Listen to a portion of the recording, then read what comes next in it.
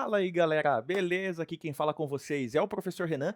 E galera, sejam então muito bem-vindos, sejam muito bem-vindas à nossa terceira aula aqui do mini curso preparatório para a primeira fase do exame de ordem da OAB em Direito Tributário. A gente já está aí na nossa terceira aula, já vimos bastante conteúdo, alguns pontos bem relevantes, como que a OAB geralmente cobra esses assuntos pontuais, que ela tem uma recorrência muito grande em alguns assuntos específicos. E na aula de hoje a gente vai tratar sobre mais uma dessas situações, um instituto bem importante na matéria de direito tributário que já caiu diversas vezes na prova da OAB. Mas antes, vamos lá para aqueles nossos recadinhos paroquiais novamente. Primeiro, lembrando, peço para você baixar o material de apoio que está aqui embaixo, que foi preparado para que você possa acompanhar as nossas aulas aí, eventualmente tirar qualquer dúvida. Tem algumas questões lá para serem feitas também, para você ver realmente que é assim que a OAB cobra os conteúdos que a gente está passando aqui em aula, tá certo? Vou pedir também para você entrar no meu canal do Telegram, me adicionar no WhatsApp, no WhatsApp não, eu vou pedir para você me adicionar no Instagram, no Facebook, adiciona também o Facebook lá da Prodigi Preparatório e eventualmente acompanha lá a página para que quando eles fizerem o sorteio de bolsa, vocês possam aí vir a ser contemplados aí também com uma bolsa para a segunda fase. Quem sabe eu não tenho o prazer de também ser o seu professor na segunda fase do exame de ordem da OAB. Isso porque eu tenho certeza que esse exame agora você vai tirar de letra, você vai conseguir passar tranquilamente.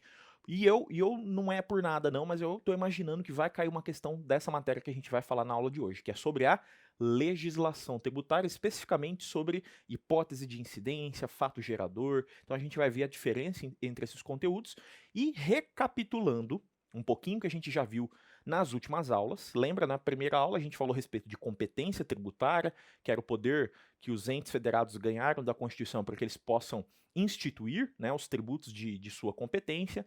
A gente falou também da diferença entre competência e capacidade tributária ativa, falamos sobre os tributos, né, em espécie, falamos das taxas, as taxas que podem ser cobradas em razão da prestação de um serviço público específico e divisível que é prestado ou colocado à disposição do contribuinte, ou também que pode decorrer a cobrança de uma taxa pelo exercício regular do poder de polícia. Na nossa segunda aula, falamos então a respeito justamente das limitações a essa competência. Os entes federados possuem competência para exercer, então, para instituir os seus tributos, mas essa competência não é ilimitada. Eles precisam observar algumas regras trazidas pela própria Constituição Federal.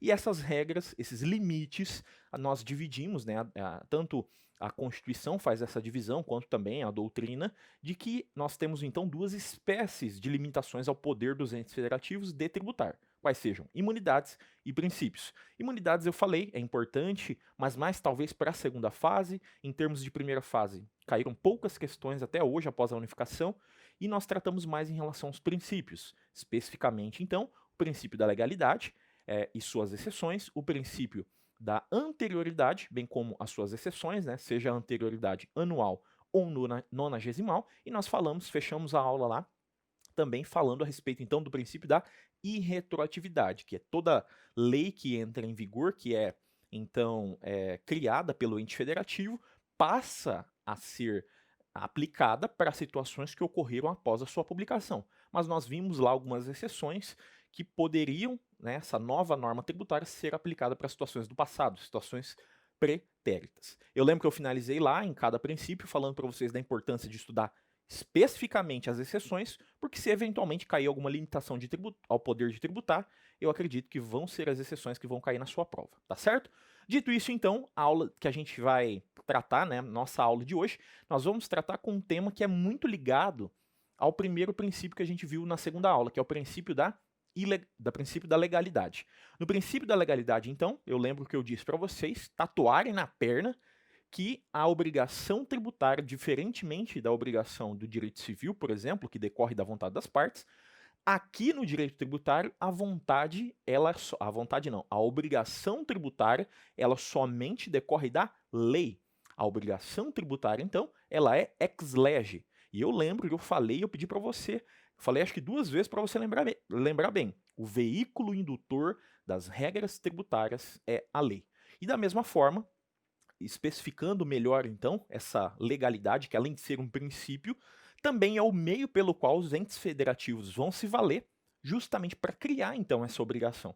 Então, o princípio da legalidade determina que essas obrigações só podem ser criadas por lei, e a gente vai ver então nessa nossa aula que espécie de lei é essa. Eu brevemente falei com vocês na última aula e aqui a gente vai adentrar um pouco mais sobre esse assunto, uma vez que a cobrança dele em termos de primeira fase também é bem recorrente, tá certo? Muito bem. Dito isso, então, eu preciso introduzir, né, a aula para vocês, citando a respeito, então, que embora a hipótese de incidência aqui, né, e o fato gerador, sejam assuntos muito importantes, a gente vai iniciar falando a respeito, então, da legislação tributária, tá certo? Muitas vezes a legislação tributária, pessoal, ela é muito ignorada por muitos estudantes, porque acham que o mero conhecimento de quais são as espécies normativas já é suficiente para muitas vezes saber dessa matéria. Não. A importância aqui dessa matéria é justamente para nós entendermos quais são os dispositivos, né, quais são os instrumentos normativos que os entes federativos podem usar para criar leis tributárias, normas tributárias, mas nós vamos ver que, a depender do instituto que a gente está tratando no direito tributário, ele vai exigir uma lei específica e não uma lei, por exemplo, normal, uma lei geral, né, como nós costumamos dizer, tá certo? Então, eu sei que muitas vezes algumas pessoas passam batido nessa matéria porque acham um pouco chata, né? Acham porque já estão, às vezes, formados ou estão prestes a se formar, não precisa estudar essa questão da legislação, mas em termos de prova aqui, principalmente da primeira e também para a segunda, cabe a gente dar uma aprofundada aqui justamente pela importância desse conteúdo, tá certo, pessoal? Então, o tema da nossa aula aqui que a gente vai falar, que é legislação tributária, está muito vinculado também, como eu já disse, ao princípio da legalidade, que a gente viu na última aula. Seja a legalidade genérica, né, que está lá no artigo 5º, inciso 2º da Constituição, que ninguém é obrigado a fazer ou deixar de fazer coisas, senão em virtude de lei. E também do artigo 150, inciso 1º da Constituição, que aí é o princípio da legalidade mais específico na seara tributária, tá certo? Eu lembro lá que eu falei para vocês na nossa aula sobre princípios, que o artigo 97 do CTN é quem estabelecia essa questão da lei, né? Que a lei é quem deve estabelecer a obrigação tributária do sujeito passivo. E eu também me lembro que eu coloquei no material para vocês que isso está muito vinculado também ao próprio artigo 3º do Código Tributário Nacional, que é aquilo que nós chamamos de conceito de tributo. Então, o artigo 3º, se você quiser acompanhar com o seu vadimeco do Código Tributário Nacional, vou até marcar aqui para você, se você quiser depois dar uma olhadinha nesse dispositivo. E o artigo 3º do nosso Código Tributário Nacional, ele vai falar que tributo é toda prestação pecuniária compulsória em moeda ou cujo valor nela se possa exprimir, que não constitua sanção de ato ilícito, instituído em lei e cobrado mediante atividade administrativa plenamente vinculada. Ignora o meu 3 aqui, o 3 nem tanto, mas essa seta aqui ficou horrível, mas enfim, é só para você entender que é para fazer talvez uma remissão aí ao artigo 3º, tá certo? Muito bem. Lá então, no artigo 3º, a gente tem aquilo que a gente chama de conceito de tributo, e o conceito de tributo fala que tributo, então, ele vai ser algo definido em lei. Lá quando nós tratamos então do princípio da legalidade, eu falei justamente isso, que é a lei então que vai definir todos os aspectos, né, necessários para que possa ser identificado o sujeito passivo e, de fato, o ente federativo ele possa exigir um tributo do contribuinte. Muito bem. Então, em direito tributário, a gente chama essa situação, né, essa determinação legal criada pelo ente federativo, que cria uma obrigação, né, que faz nascer uma obrigação para o contribuinte, nós chamamos aqui, então, essa especificação que o ente federativo faz de hipótese de incidência, ou regra matriz de incidência tributária. Então, sempre quando você ouvir falar hipótese de incidência, regra matriz de incidência tributária, nós estamos falando, então, justamente dessa situação que está muito vinculada à legislação tributária e que nada mais é do que a criação de uma obrigação tributária por meio da lei. Como você pode imaginar, é por meio dessa hipótese de incidência, dessa previsão, né, normativa, que o ente federativo, então, ele vai falar qual situação que vai gerar cobrança para o contribuinte, bem como é por meio dessa norma que ele vai definir quem é o obrigado por pagar esse tributo, quando que ele deverá pagar, onde ele deverá pagar. Então, todas essas disposições são trazidas naquilo que nós chamamos de hipótese de incidência.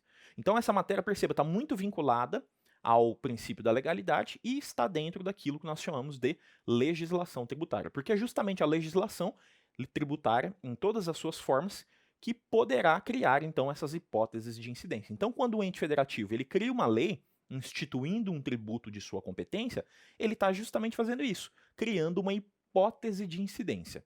Como talvez pela analogia, né, pela própria descrição do nome do instituto aí pode fazer você imaginar, tudo que a gente está falando aqui então se trata de uma mera hipótese. Então, uma hipótese de incidência é uma hipótese. Por quê? Porque ela é somente uma previsão abstrata definida em lei. Então, perceba que o fato de haver uma norma criada pelo ente federativo estabelecendo uma obrigação ainda não obriga o sujeito ao passivo a ter que cumpri-la, não obriga o contribuinte a ter que cumpri-la, porque é uma mera previsão abstrata. Nós só teremos, né, a ocorrência dessa situação e a obrigação do contribuinte sendo criada quando o contribuinte no mundo concreto, né, o mundo que você está me assistindo, esse mundo que a gente vive aqui, quando ele praticar no mundo concreto essa situação que está prevista de forma abstrata na norma. Eu sei que isso parece um pouco complicado, mas eu vou te dar um exemplo que vai ficar muito claro isso aí, tá? Então, o ente federativo ele recebe competência da Constituição, ele observando as limitações, não agindo contrariamente às limitações, ele institui uma obrigação para o contribuinte, né? Ele cria uma hipótese de incidência, e essa hipótese de incidência é uma situação abstrata que, se for praticada no mundo concreto, fará nascer, então, uma obrigação do sujeito passivo, que é o contribuinte, pagar, então, um tributo. Eu vou te dar um exemplo, então, para a gente entender a diferença entre esses dois institutos. Quais sejam? Entre, então, a hipótese de incidência, que é essa mera previsão legal, bem como aquilo que nós chamamos de fato gerador, que é a prática dessa situação abstrata que está prevista na lei de forma concreta. O exemplo que eu vou te dar aqui é em relação ao IPVA. Então você está estudando agora para o exame de ordem da OAB, você vai se formar, você vai conseguir a sua carteirinha do exame de ordem, vai começar a advogar, e aí você vai conseguir ou trocar de carro ou comprar um carro. Eu tenho certeza que você vai conseguir fazer isso, afinal você está estudando tanto, se dedicando tanto e você merece isso. Perceba então que mesmo antes de possuir talvez um carro, mesmo que você não tivesse um carro, a lei do teu estado aí, né, o teu estado possivelmente já havia criado uma lei estabelecendo a cobrança do IPVA para os indivíduos que possuem veículos automotores. Então, antes mesmo de você comprar o seu carro, já existe uma lei no teu estado falando que quem tiver veículo automotor tem que pagar o IPVA, o Imposto sobre a Propriedade de Veículos Automotores. Muito bem. Então, perceba que a lei do teu estado aí é uma mera hipótese de incidência. Você não está obrigado a pagar o IPVA se você não tiver um carro. Acontece que, como eu disse, você vai passar na prova, você vai começar a advogar e você vai comprar um carro. E quando você fizer isso, você comprar um carro, você vai ter praticado no mundo real, no mundo concreto, aquela situação abstrata que está prevista na lei. E qual a situação abstrata prevista na lei é? É essa, no caso do IPVA. Possivelmente na lei do IPVA do teu estado, ela vai falar que está obrigado, ou é contribuinte do IPVA, o proprietário de veículos automotores. Então, a hipótese de incidência prevista na lei, ela só está falando, ó, quem possui veículo automotor nesse estado tem que pagar o IPVA. Quando você compra um carro, e aí sim você pratica o fato gerador no mundo concreto, perceba que aí você materializou aquela situação que estava prevista só de forma abstrata. Então, nesse caso, a gente tem que estabelecer essa diferença aí, entre hipótese de incidência e fato gerador. Dito isso, então, fica muito claro da gente perceber que com a criação de uma hipótese de incidência pelo ente federativo, somada, né, a prática de um fato gerador, no caso aí você adquiriu o veículo automotor, então a hipótese de incidência mais a prática do fato gerador resulta naquilo que nós chamamos de obrigação tributária. Então você pode até colocar isso aí no teu material se você quiser, hipótese de incidência, situação prevista na lei de forma abstrata, mais fato gerador, que é a prática dessa situação no mundo concreto, é igual ou faz nascer a obrigação tributária. Renan, que obrigação tributária é essa? A gente vai falar de forma bem singela aqui, pessoal, porque a gente não pode, pelo nosso tempo, adentrar muito, mas saiba basicamente que essa obrigação tributária, ela pode ser principal ou acessória, é principal se for em dinheiro, então o ente federado, ele vai criar a hipótese de incidência, você pratica o fato gerador, nasce a obrigação e através dessa obrigação você vai ser então você vai ter que pagar um determinado valor em forma de imposto ou tributo ao ente federativo. E pode ser também uma obrigação acessória, que é tudo aquilo que não for dinheiro, como por exemplo, no caso do imposto de renda, declarar imposto de renda e uma série de outras, então, obrigações acessórias que nós temos. Saiba apenas isso por enquanto, porque isso é o necessário, tá certo? Então guarda isso. Hipótese de incidência é justamente aquela previsão abstrata, fato gerador é a prática dessa situação no mundo concreto. E a hipótese de incidência, então, está muito vinculado ao princípio da legalidade, porque é justamente por meio da lei que o ente federativo, então, ele vai criar aquilo que nós chamamos de hipótese de incidência, tá certo? Renan, tá, eu entendi tudo até agora, mas somente a lei pode estabelecer uma hipótese de incidência, ou seja, e que espécie de lei é essa, né? Você falou tanto em lei, lei, lei, mas que espécie de lei? E somente a lei pode fazer essa disposição a respeito de criando, né, uma responsabilidade para o contribuinte? Somente a lei pode fazer isso? Não. E é por isso que eu te chamo a atenção e te falo que justamente a hipótese de incidência, né, essa situação abstrata, está muito vinculada ao tema da legislação tributária. Isso porque, pessoal, quando nós falamos em legislação tributária, a legislação tributária é muito mais ampla do que a mera lei em sentido estrito, tá certo? E isso eu peço para que vocês guardem também, porque é muito importante. Então, o sentido adotado aqui pela Constituição, como você pode ver no seu material aí, aqui na lateral, o sentido adotado pela Constituição em relação a situação que pode estabelecer, né, essa responsabilidade ao contribuinte ou criar essa hipótese de incidência é muito ampla. Então não é um sentido meramente restrito, é um sentido um pouco mais abrangente, uma vez que a legislação tributária ela é compreendida para o Código Tributário Nacional de forma um pouco mais ampla. Então, como você pode ver no materialzinho, no seu material e também nesse gráfico que eu coloquei aqui do lado, quando nós falamos em lei, lei em sentido estrito aqui, né? Todas as formas de lei, lei delegada, lei ordinária, lei complementar, a lei é um sentido muito mais restrito. Então, quando nós falamos a respeito das situações que podem criar uma determinada responsabilidade para o contribuinte, né, sendo essa situação que gera uma obrigatoriedade ao contribuinte, nós estamos falando que essas obrigações, essas responsabilidades, poderão ser criadas por meio da legislação tributária. Então perceba que quando falamos em legislação, a gente está falando de algo muito mais abrangente. Então a legislação ela não se compõe só da lei. A lei é uma das situações que compõem a legislação tributária, mas não a única. Isso porque quando a gente fala em legislação tributária, nós estamos falando também por outras espécies normativas. Como, por exemplo, nós estamos falando de tratados e convenções internacionais, nós estamos falando de decretos, nós estamos falando também da lei, nós estamos falando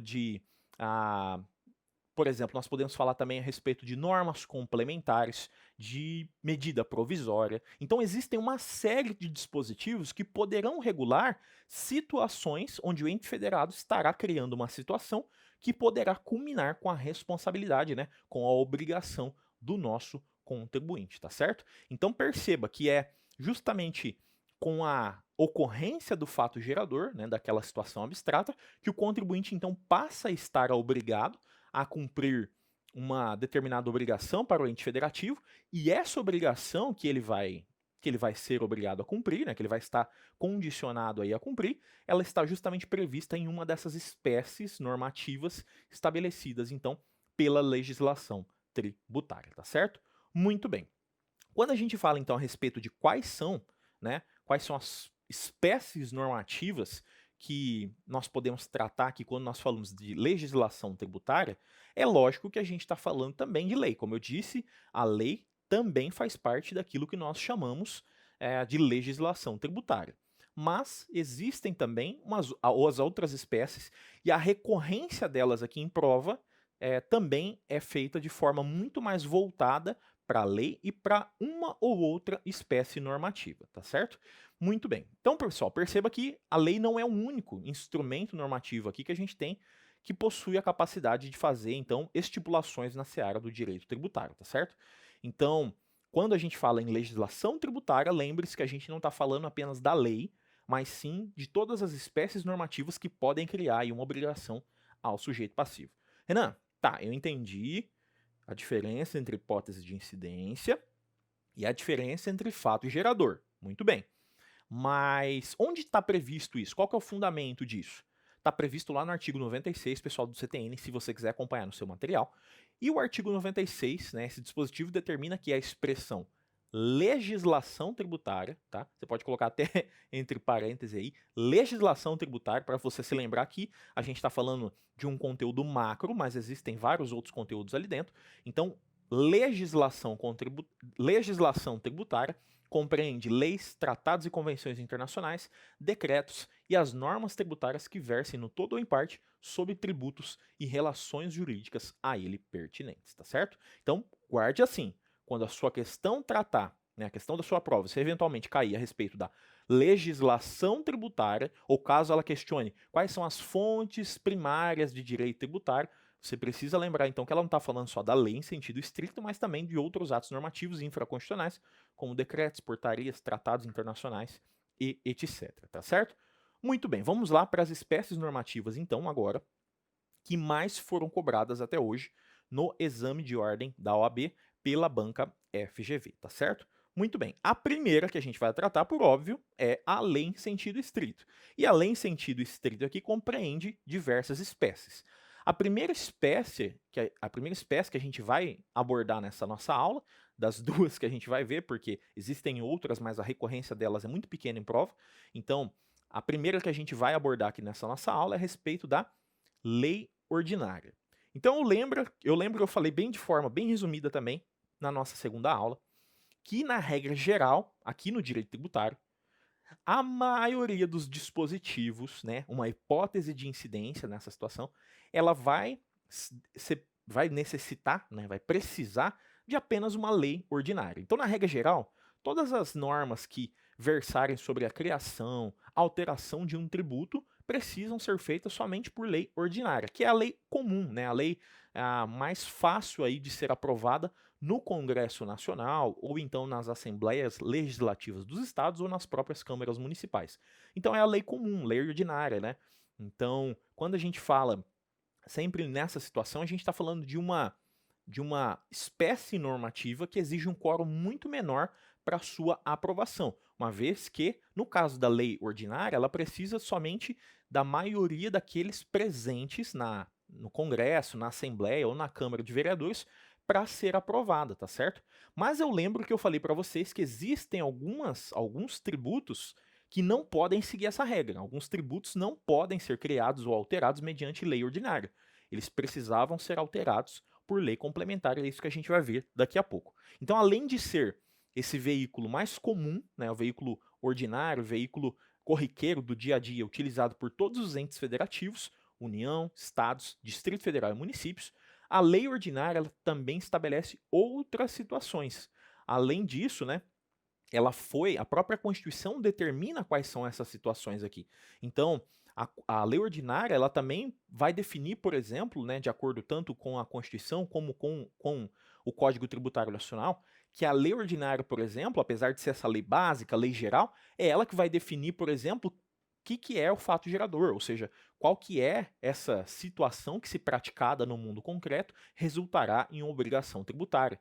É uma lei ordinária também criada pelo ente federativo que vai definir qual que é a alíquota e a base de cálculo do tributo que ele deverá pagar, quem que é esse sujeito passivo, quais são as penalidades eventualmente cabíveis, como definir então essas situações.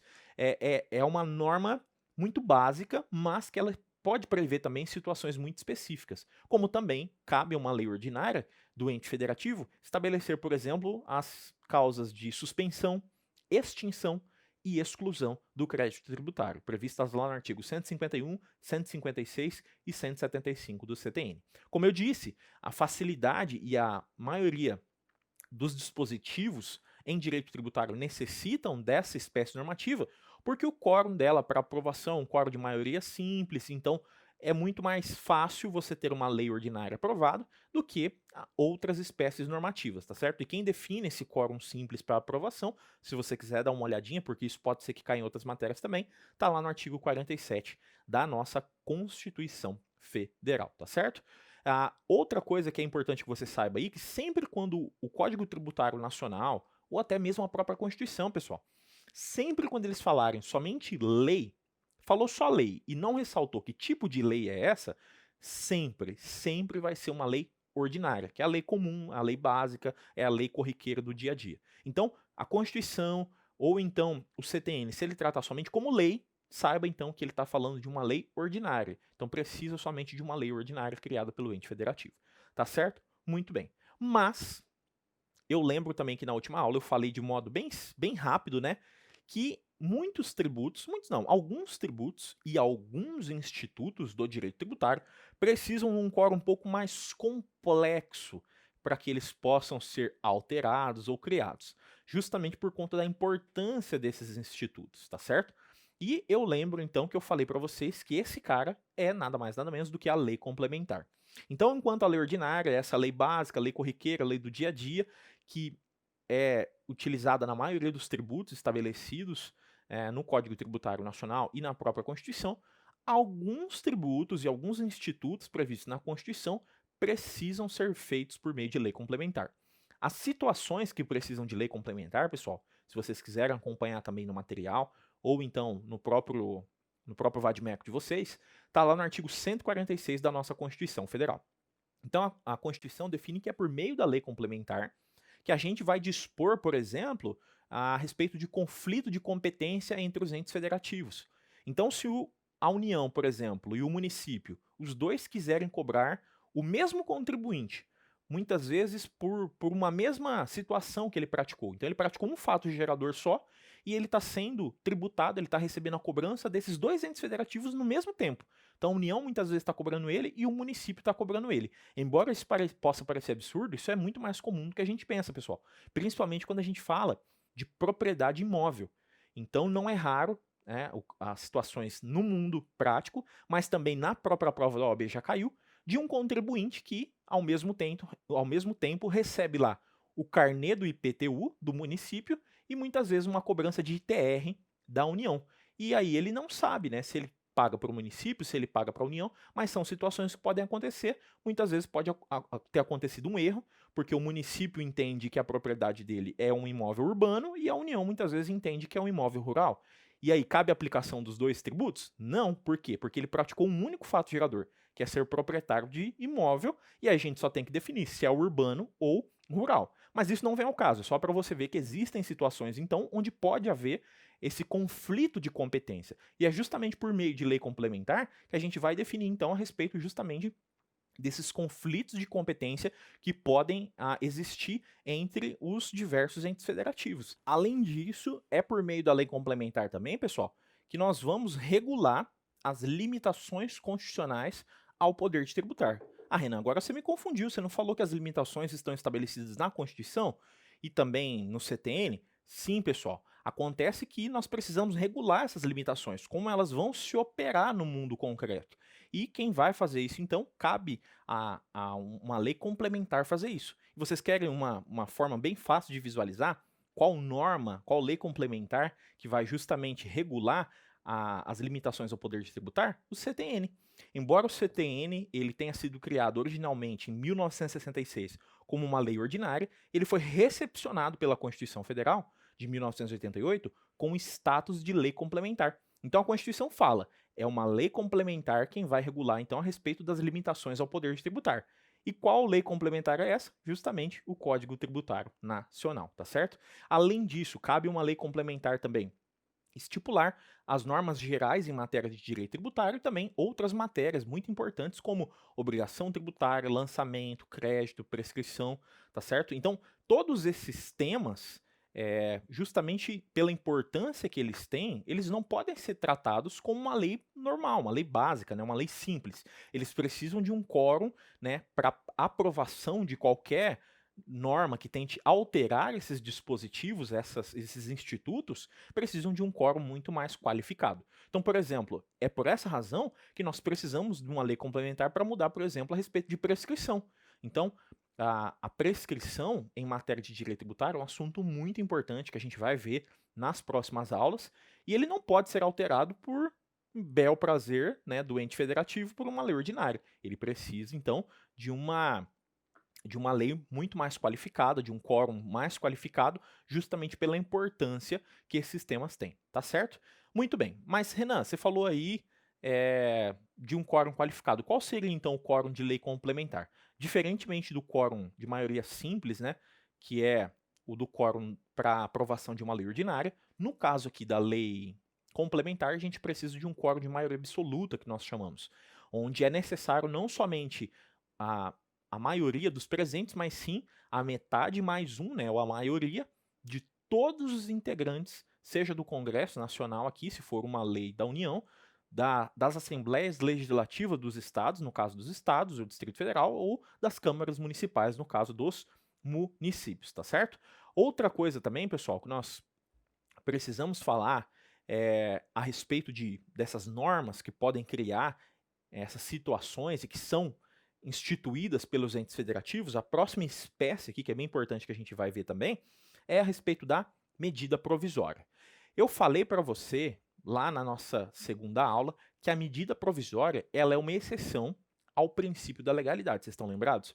E o presidente da República, né, o chefe aí da União, ele poderia, por meio de medida provisória, então, fazer a alteração de alguns institutos, né, em relação, desde que fossem respeitados, é claro, alguns requisitos. Então, a gente vai retomar aqui aquilo que a gente viu, mas ressaltando para vocês justamente porque que esse cara aqui é uma exceção à legalidade e, mesmo assim, ele continua sendo um instrumento normativo que pode trazer aí algumas obrigações, algumas hipóteses de incidência no mundo do direito tributário, tá? Então, quando a gente falou lá a respeito da exceção ao princípio da legalidade, eu até falei, né, fingi que você estava me perguntando, Renan, mas nesse caso, o ente federativo, quando ele não faz algo por meio de lei, ele está agindo de forma ilegal? Não, ele está usando uma outra espécie normativa, e essa espécie normativa, apesar de não ser uma lei, ela está dentro daquilo que nós chamamos de legislação tributária, por isso que ela também tem poder, tem força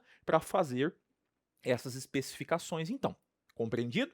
Muito bem, então. Então, eu vou pedir para você lembrar também, né, que quando a gente falou lá de medida provisória, eu lembro que eu falei, ainda que de forma breve, que nós tínhamos dois requisitos a respeito, então, da medida provisória. A primeira delas, eu lembro que eu falei para você, era que somente pode ser criada uma medida provisória pelo presidente da República quando ele observasse cumulativamente, tá certo?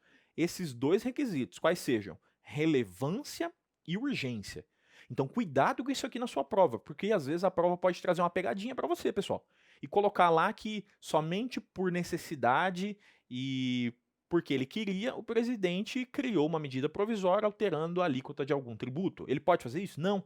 É preciso que, para que ele se utilize de uma medida provisória, que ele cumpra esses requisitos, quais sejam relevância e urgência. Então, muitas vezes, pela necessidade de alguma catástrofe, algum acidente natural, muitas vezes ele vai fazer por medida provisória algumas alterações na nossa seara tributária aqui, justamente por conta da necessidade de ser feito aquilo de forma rápida, uma vez que se isso fosse feito por meio de lei, muitas vezes até que fosse aprovada essa lei, demoraria e essa emergencialidade se perderia. Então, por essa situação, é que o presidente ele pode se valer desde que ele comprove esses dois requisitos aqui, então. Marca aí, relevância, tá certo? E urgência. Isso aqui é muito importante. Eu lembro que eu falei para vocês também que uma regra aqui importante dentro quando a gente fala de medida provisória, é que o presidente ele só pode usar medida provisória se essa medida provisória não tratar de assuntos que necessitam de lei complementar. Então, agora há pouquinho a gente já falou sobre lei complementar e quais situações exigem lei complementar, né? Como, por exemplo, nós tínhamos alguns tributos que exigem lei complementar. Eu falei de forma. Não citei aqueles especificamente, pessoal, porque eu já tinha falado na nossa aula de princípio da legalidade, mas eu falo novamente. Eu falei alguns institutos ali que precisam de lei complementar, mas existem também alguns tributos. Quais tributos, Renan? Nós temos lá, por exemplo, o impostos residuais, contribuições residuais, empréstimos compulsórios, tá certo? Bem como também necessitam aí de lei complementar para sua instituição o imposto sobre grandes fortunas. Então esses quatro caras aí, eu lembro que eu falei para vocês daquele mnemônico, vocês estão lembrados? Aquele mnemônico SEGE, que eu falei, nossa, ficou horrível isso aqui, hein? SEGE, muito bem. Aí acho que dá para entender, né? SEGE. Então eu falei que por meio desse mnemônico aqui você pode descobrir quais são as situações que precisam de lei complementar. Quais são essas situações, Renan? Então o SEJA, o que é SEJA aqui? Contribuições residuais, empréstimos compulsórios, grandes fortunas, ou aqui colocado só imposto sobre grandes fortunas, mas aqui colocado só como grandes fortunas, e impostos residuais. Então esses caras aqui precisam de lei complementar, além daqueles assuntos que eu falei agora há pouco, como prescrição, decadência e outras coisas. Então, voltando aqui agora, a medida provisória, então, criada pelo presidente, além de ser urgente e relevante, ela não pode tratar sobre assuntos que precisam de lei complementar. Então, ela não pode tratar, por exemplo, sobre uma contribuição residual, não pode tratar sobre um imposto residual, não pode tratar sobre um imposto sobre grandes fortunas e não pode tratar, bem como aqui, a respeito do empréstimo compulsório. Então, uma medida provisória criada pelo presidente não pode tratar sobre isso. Isso aqui, pessoal, já caiu na prova da OAB como pegadinha, perguntando se o presidente ele poderia, por meio de mera medida provisória aqui, criar então uma contribuição residual. Sempre quando a gente falar residual, seja imposto residual ou contribuição residual, lembra que é um novo, então é resíduo. E somente a Constituição Federal estabeleceu de forma clara que somente a União pode fazer isso. Então, a Constituição definiu que só a União pode estabelecer, né, criar impostos residuais e contribuições residuais. É necessário também que essa medida provisória, pessoal, que criou, né, que alterou determinado tributo, desde que não seja um tributo que exija a lei complementar, é necessário também, pessoal, que esta medida provisória ela seja convertida em lei, lógico que é lei ordinária que ela precisa ser convertida, já que ela não pode estabelecer nada que preveja, que exija, né, lei complementar, então ela precisa, essa medida provisória, ser convertida em lei ordinária até o final do exercício financeiro em que houve a publicação dessa medida provisória, tá certo? Então, por exemplo, se a gente tiver aqui uma medida provisória que foi criada, por exemplo, vamos colocar lá, dia 15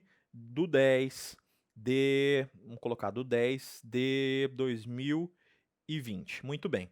Essa medida provisória aqui, pessoal, perceba que para que ela surta efeitos em 2021, ela precisa ser convertida em lei ordinária até o final do mesmo exercício financeiro.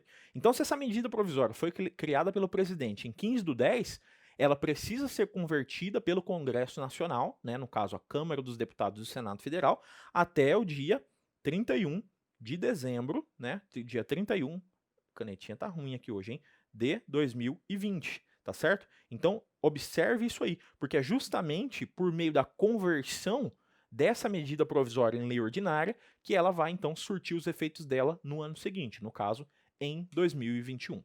Eu chamo sua atenção aqui, pessoal, nesse caso, porque essa situação aqui de converter a lei, né, no caso a medida provisória, em uma lei ordinária, ela precisa ser feita somente para os impostos, tá certo?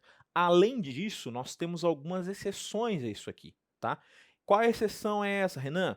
Nós temos algumas exceções aqui, pessoal, em relação principalmente aos tributos extrafiscais, que eu tratei com vocês também de forma bem resumida lá quando a gente falou de princípio da legalidade, tá certo? Quem que estabelece essa questão da necessidade de ser convertido a medida provisória em lei complementar? Parágrafo 2º do artigo 62. E quais são os tributos que não precisam observar essa regra aqui, justamente porque eles são extrafiscais, ou seja, lembra, eles precisam ter uma rápida modificação, porque a intenção deles não é somente arrecadar, mas também modificar o comportamento das pessoas, fazendo com que elas consumam ou não consumam determinados produtos em que haja incidência desses tributos. Então, quando há o aumento ou diminuição deles, o governo quer justamente fazer uma mudança de comportamento. Então, esses tributos que são ditos extrafiscais, eles são exceções aqui a essa situação, e eles não precisam ser convertidos em lei ordinária até o final do exercício financeiro. Quais são esses caras? Imposto de importação, imposto de exportação, IOF e o imposto extraordinário de guerra, que apesar de não ser extrafiscal, o imposto extraordinário de guerra aí, por conta da sua emergencialidade, né, ele tem também que ser rápido. Então não pode somente após ser convertido em lei ordinária surtir efeitos, ele precisa surtir efeitos de imediato. Lembra também que esses caras aqui são exceções ao princípio da anterioridade, seja anterioridade anual ou anterioridade nonagesimal. É por essa razão também que eles não precisam observar esse lapso aqui, né, de tempo em relação ao princípio da anterioridade e também não precisam ser convertidos em lei. Por quê? Porque justamente eles vão ter aplicabilidade imediata. Então, se a União, por exemplo, por medida provisória, alterar a alíquota do IPI, além de poder ser exigido essa alteração de imediato, uma vez que não se submete ao lapso de temporal estabelecido no princípio da anterioridade, seja anual ou nonagesimal, poderá ser exigido de imediato, ainda que não tenha sido convertido em lei ordinária, justamente porque é uma exceção também a essa situação, tá certo? Além disso, eu falei de forma resumida aqui, mas agora no último tópico a gente vai ver melhor, que é justamente essa situação que ficou todo encoberto aqui, né, seu Renan? E agora a gente vai apagar. Deixa eu apagar aqui, pegar a borrachinha. Muito bem. Então perceba ali que naquele último quadrinho fica o detalhe ali de que essa conversão, né, da medida provisória em uma lei, ela somente deverá ser feita se a gente estiver tratando de impostos. Uma vez que nas demais espécies normativas a gente vai observar especificamente ali o princípio da anterioridade, anual e nonagesimal, variando, é claro, conforme as exceções, tá? Então guarda dessa forma, medida provisória também pode fazer algumas disposições, é criada pelo presidente desde que haja relevância e urgência, é necessário que essa medida provisória ela trate especificamente de assuntos que necessitam apenas de lei ordinária, e além disso ela deve ser convertida em uma lei ordinária, essa medida provisória, até o final do exercício financeiro em que houve a publicação dessa medida provisória, salvo nos casos do imposto de importação, imposto de exportação, o IOF, bem como o imposto extraordinário de guerra, tá certo? Essas 4 exceções, portanto, não precisam de conversão em lei ordinária. Isso em relação a impostos, a gente observa essa conversão da medida provisória em lei, já que nas demais espécies tributárias a gente observa especificamente só o princípio da anterioridade, tá certo? Muito bem. Por fim, por último, né, e não menos importante, a última espécie normativa que a gente vai ver aqui são os decretos, pessoal. Eu lembro que eu falei também para vocês na nossa aula sobre o princípio da legalidade que os decretos também são uma exceção ao princípio da legalidade e algumas disposições poderiam ser feitas por meio deles, tá certo? Renan, quem estabelece isso, né? Que o decreto pode ser utilizado para essas finalidades? Está lá no artigo 84, inciso 4 da Constituição, que o presidente ele pode se valer então de decreto. Mas nessa situação aqui do direito tributário, diferentemente do que ocorre com a medida provisória, que é um ato normativo exclusivo do presidente da República, aqui no decreto, todos os chefes do Poder Executivo vão poder utilizá-lo. Ou seja, tanto o presidente da República, no caso da União, quanto os governadores de estado, no caso do Distrito Federal e dos estados, como também dos prefeitos municipais. Então eles podem utilizar decreto, mas o decreto, pessoal, ele possui algumas características que justamente limitam a sua aplicação ou a sua abrangência, tá certo? Então, além de ser justamente esse instrumento normativo utilizado pelos entes federativos, um decreto, pessoal, ele é mais limitado justamente porque ele não pode inovar a ordem normativa. Ele apenas pode detalhar, interpretar uma norma, visando então dar mais aplicação para a lei. Então, uma lei, por exemplo, do ente federativo vai criar uma hipótese de incidência.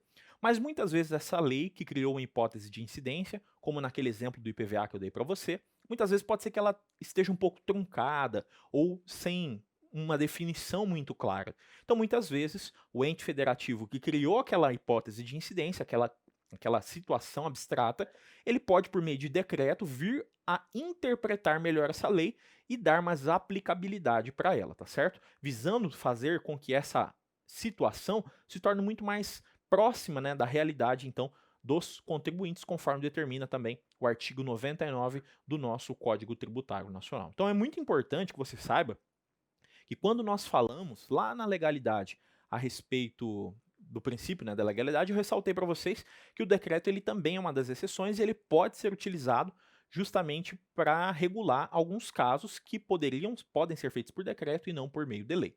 Por exemplo, eu lembro que eu falei para você que, excepcionalmente, né, a União ela poderia alterar as alíquotas do imposto de importação, do imposto de exportação, do IPI e do IOF, conforme o parágrafo 1º do artigo 153. Agora, pouquinho, novamente, eu já falei para você, por que esses caras aqui, eles precisam ser feitos por decreto e não por lei?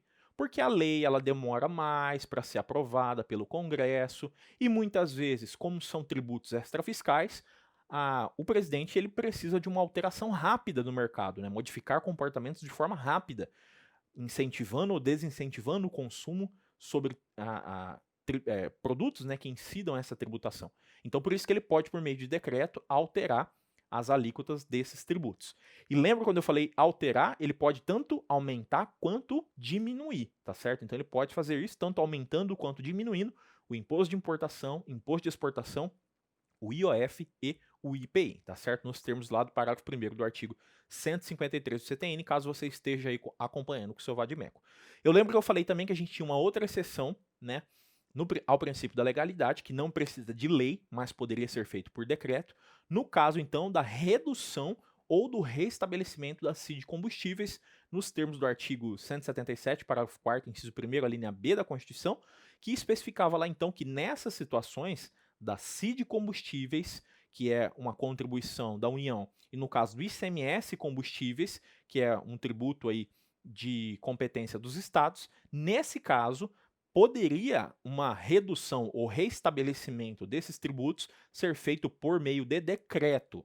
Perceba que aqui, diferentemente da hipótese anterior, é somente para reduzir ou restabelecer. Lembra que é voltar aos patamares que anteriormente eram cobrados. Ele não pode fazer uma alteração em patamares superiores aos anteriormente previstos. Se o ente federativo quiser fazer isso, ele precisa de lei e não por meio de decreto daí, uma vez que somente a redução e o restabelecimento é que são exceções ao princípio da legalidade e que não necessitam de lei, tá certo?